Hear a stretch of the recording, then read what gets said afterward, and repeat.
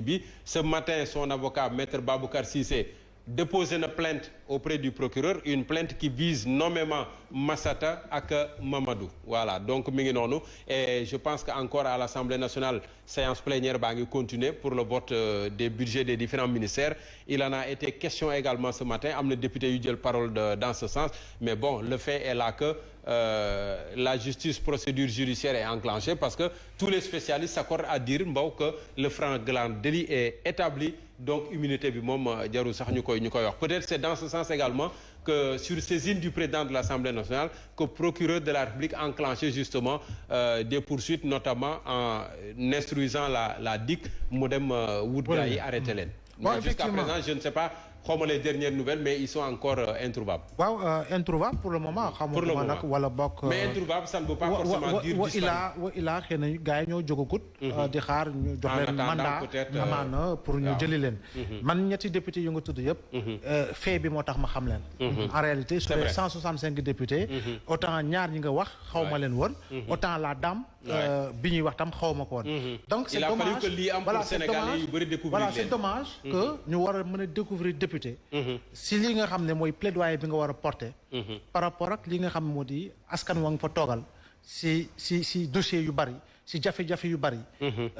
jamono ji wàññi nañu njëkk waaye tey sunguf meew daanaka lu muy jar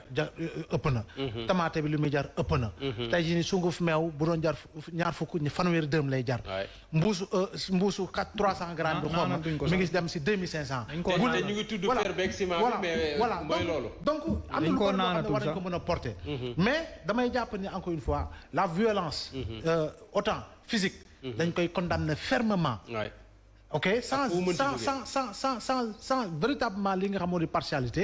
mais la violence verbale également dañ ko war di condamner parce que les deux violences là autant physique et verbale j'allais dire même la violence psychologique moo gën a garaaw des fois sax ñu saaga la li nga xamoo di ndey te defe naa ne assemblée bi loolu lañ fa gis te encore une fois damay wax ni sama position du changer ñaari camp yëpp autant le pouvoir autant l'opposition ils sont tous fautifs et kii nga xam ne tamit dafa garder responsabilité par rapport li xew Assemblée nationale itam bokk na ci président bi ko jiite parce que j'ai l'impression qu'il est statique j'ai l'impression qu'il ne fait rien lenn daal lañ koy dégg et il n'est pas très serein voilà toc je suspends la séance defe naa nag dafa am loi organique autour du règlement intérieur de l'Assemblée nationale mu war si mën di sukkandiku pour di rappeler les députés à l'ordre waaye itam il doit assez souvent faire la police au niveau de l'hémicycle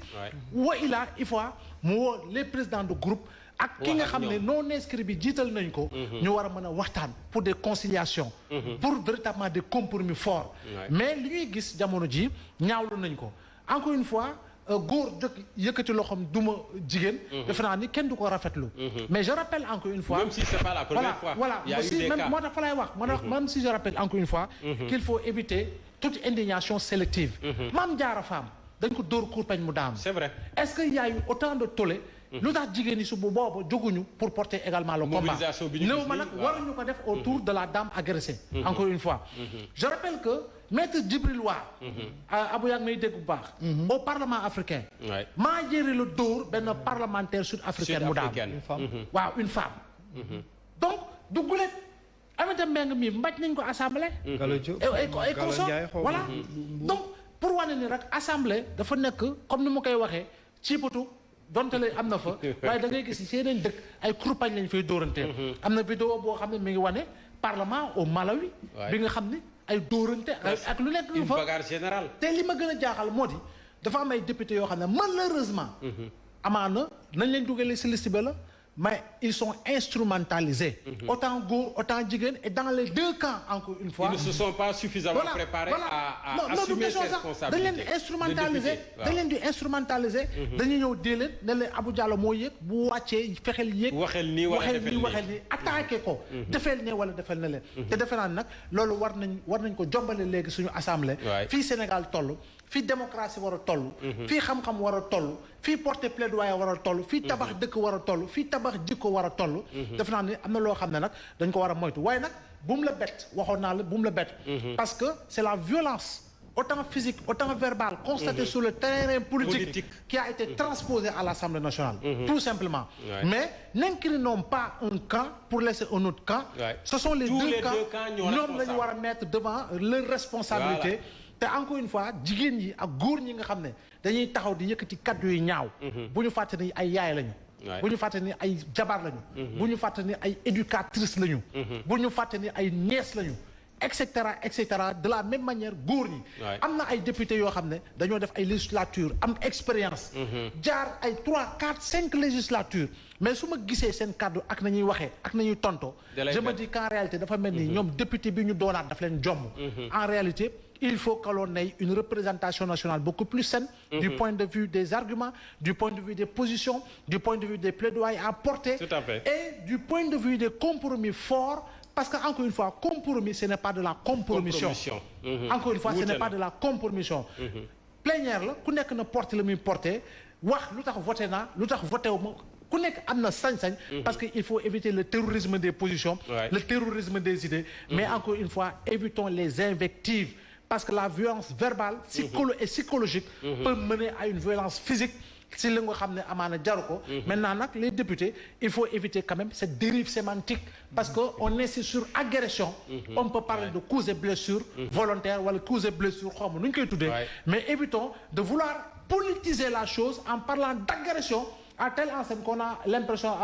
Bamba qu'il y a des agresseurs ak yu demee noonu cause et blessure la parce que c'est le mot qui circule depuis déjà non il faut l'éviter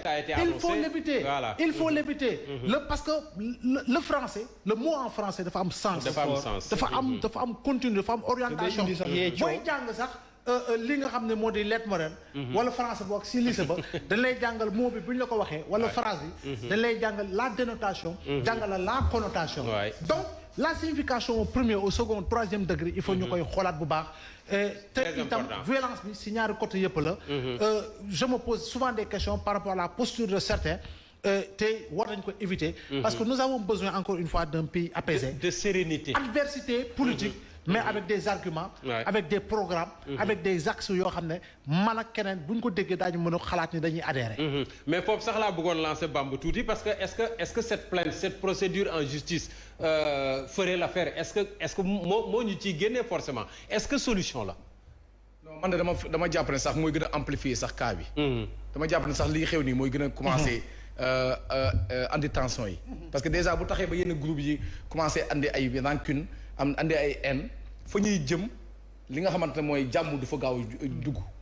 parce que ñu ngi commencé di nga xamante ne mooy attiser benn tension boo xamante ne soxluñ ko woon si assemblée ba ñu ngi commencé andi benn rancune boo xamante ne soxluñ ko woon si li nga xamante mooy assemblée bi ñu ngi commencé incarner benn mortal combat boo xamante ne si assemblée bi xaaruñu ko woon te ndeysaan c'est dommage parce que sénégalais yi bi ñu doon jaay voilà merci c'est dommage que sénégalais yi découragé nañ carrément si assemblée bi c'est dommage que xam nga ñun ñi nga xamante loolu laay wax di wax ñun ñi ñooy nekk si mbedd yi ñooy dugg si nit ñi waxtaane nit ñi pour mën a xam li nga xamante ne mooy seen écho mais da nga xam ne nit ñi dañoo bàyyi assemblée da nga xam ne nit ñi dañoo découragé si député yi da nga xamante ne tey boo nekkee sax titre député sax yow da lay jéem a teel a xeeb parce que lañ fay gis si image moo doy waar Simon dama jàpp ne il faut que ñu wax lan moo commencé lii fi am nii mooy Abdoulaye xam naa da ngaa baax rek et très loyal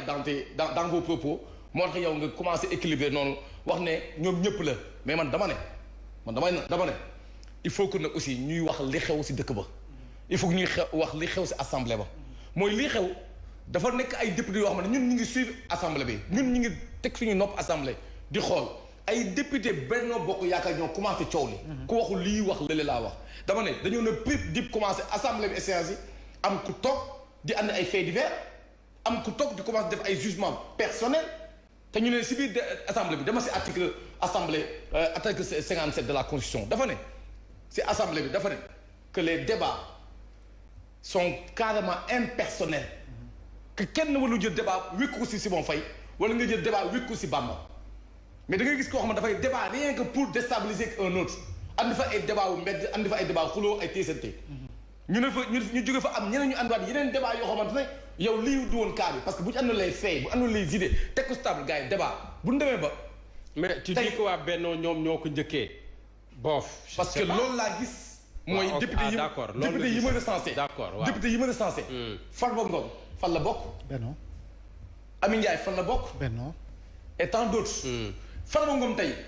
te nga foog ne ñeneen ñi tam cokkar bi wuñu avant ñi. waaw d'accord mais peut-être que. foofu la Mbaw waxee rek. ñaari camp yëpp ils sont responsables. peut-être que dama ne bu ñu andi woon tey débat bi. waxtaan li Sénégal yi di xaar. dund bu cher bi.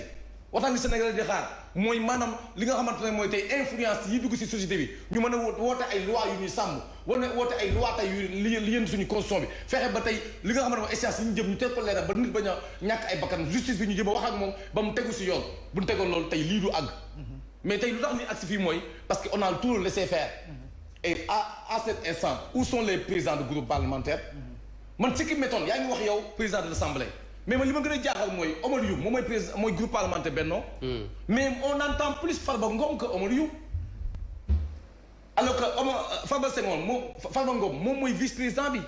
moom mooy président Omar Youm la moo tax mu noppi pourquoi ce silence c'est un silence qui dit plus am na ñeneen groupe parlementaire Birame Souleye pourquoi dégguma ko si yii peut-être que man maa ko déggul ana ki nga xamante ne mooy Lamine Thiam pourquoi dégguma ko si yii parce que ñoom ñoo mën a stabiliser ñoom ñoo mën a waxal seen i gàngoor ñoom ñooy président groupe parlementaire lan mooy groupe parlementaire mooy ñi nga xam ne yéen boo doon waxee ñu tegu si yoon waa léegi dama ne est-ce que lii nii amul ñu muy arrangé voilà la question est-ce que lii xew nii muy tension muy coow li si assemblée amuñu arrangé et c'est dommage Simon que waa Yewwi dugg nañ si piège waa Benno yi man maa ko wax dama ne waa Yewwi dugg nañ si piège yu Benno parce que Benno yi li lañ bëggoon li ñu bëggoon mooy pousser leen à bout pour que assemblée bi nekk li nga xamante ne mooy pëccëxoo mooy champ de bataille mooy li nga xamante ne mooy coow li waaye léegi bu dee dugg nañ rek kon trahir nañu peut-être seen engagement. merci beaucoup mooy li ma wax mooy piège bi mooy système bi du lii la mooy ñuy jaay campagne électorale du lii la ñuy jaay léegi nag il fallait que ñu rester si seen logique yaa ngi fàttali ba ngay toog fii ma ne ñu taxaw ma ne la il faut que les députés de Yewwi se ressaisissent concentrent si li ñuy def bu ñu topp ñii si seen i fait sinon di leen bàyyi seen yoon dugg si beneen yoon et c'est dommage que Abou dugg nañ seen piège xam nga tax ma ne seen piège tey ñaata nga wax ñaata députés la ñu woo les députés qui sont appelés par le procureur sont de quelle mouvance sont de Yewwi waaye léegi la question qu'on doit se poser mooy tey merci beaucoup bu demee tey si logique bi tey ñu flagrant délit tey woo leen ñu procureur woo leen ñu téye leen est-ce qu'ils seront remplacés ou ne seront pas remplacés il faut que gars yi constitutionnalistes ñu wax ñu si loolu est-ce que ñoom dañuy pet seen i poste de député wala ñoom dañuy remplacer foofu le débat est ouvert ku nekk yaa ngi xalaat ba xam dañu leen remplacer. d'accord le débat est ouvert mais je pense que si on les remplace pas ci li desoon ci liste bi ci suuf. ñoo yéeg bul fàtte ne. mais il y a pas encore eu de condamnation. parce qu'il faut une condamnation définitive. damay analyser rek. qui parce que les députés perdent leur mandat. je suis d'accord avec xaaju gu ñoo yegg foofu. je suis d'accord avec vous. xaaju gu ñoo yegg ma ne si jamais. parce que moom gis nga réfléchir. c'est anticiper aussi. d'accord léegi loolu nañ ko bàyyi perspective. voilà léegi nag bu ñu ñoom bu ñu xalaatoon loolu wala ñu mën a xool actes yi ñuy def. mooy tey si jamais tey procureur tey téye leen wax leen ne leen yéen vous serez condamné automatiquement nekkatuñu ay député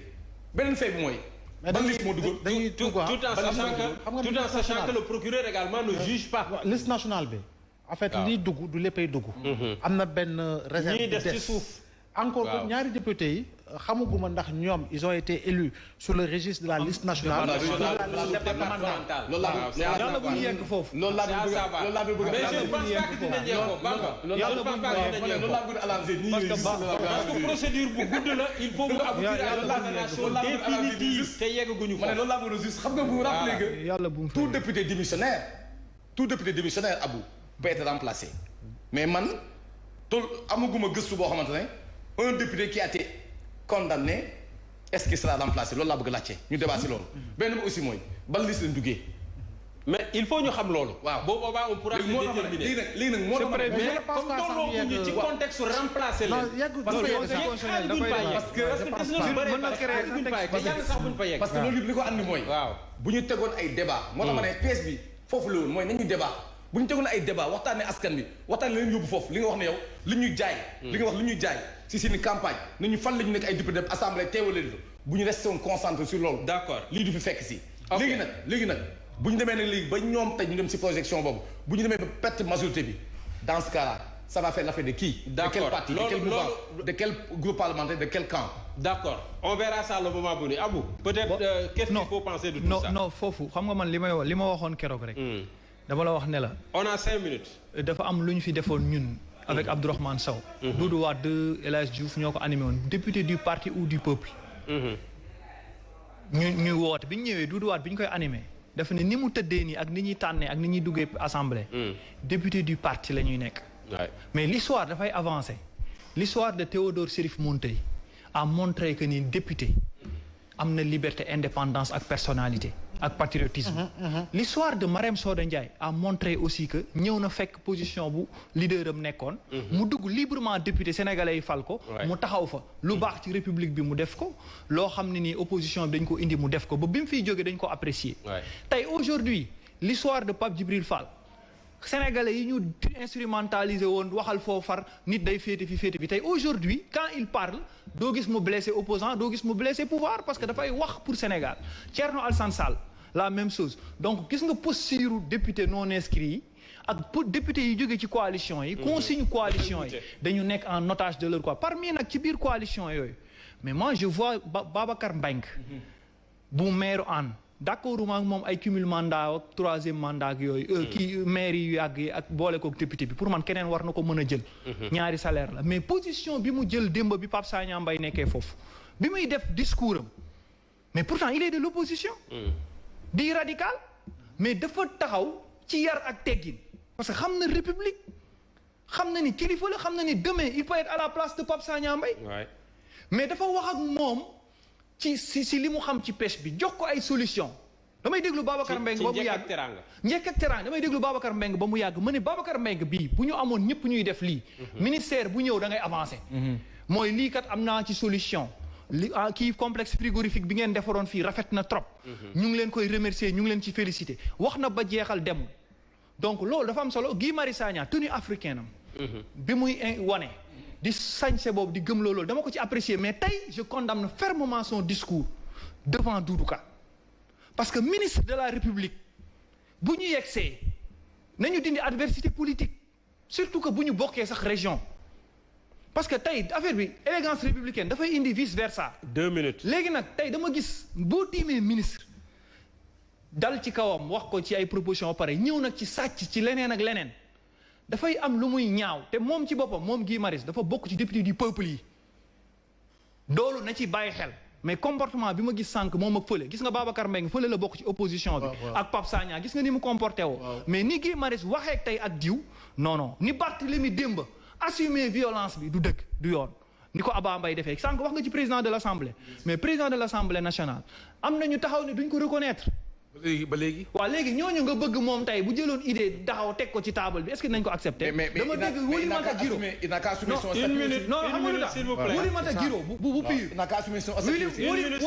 Oulimata Guiro bu pur dama dégg conférence de presse am mu ne ñoom seen député dañ ko daan def mais dañ leen woo ci ruq waxtaan ak ñoom mais bi ñu ñëwaatee léegi dañuy wax président donc rôle boobu Oulimata Guiro joué ci seen député yi ñu bàyyi ginnaaw noonu la ñu war a encadrer seen député yi moo tax masata bi ak affaire kii bi pour man Serigne Moustapha Sy kilifa la daara la day yare mooy seen kilifa dama dégg Maodo Malick Mbaye mu wax ju rafet gis nga leader yu mel ne ay Maodo Malick dafa baax ci mouvance parce que ay médiateur lañu mu ne bu ñu créer affaire ci beneen affaire ku mel ni Maodo Malick Mbaye wala kenn ñooñu war nañu mën a seeti Serigne Moustapha tey le président de la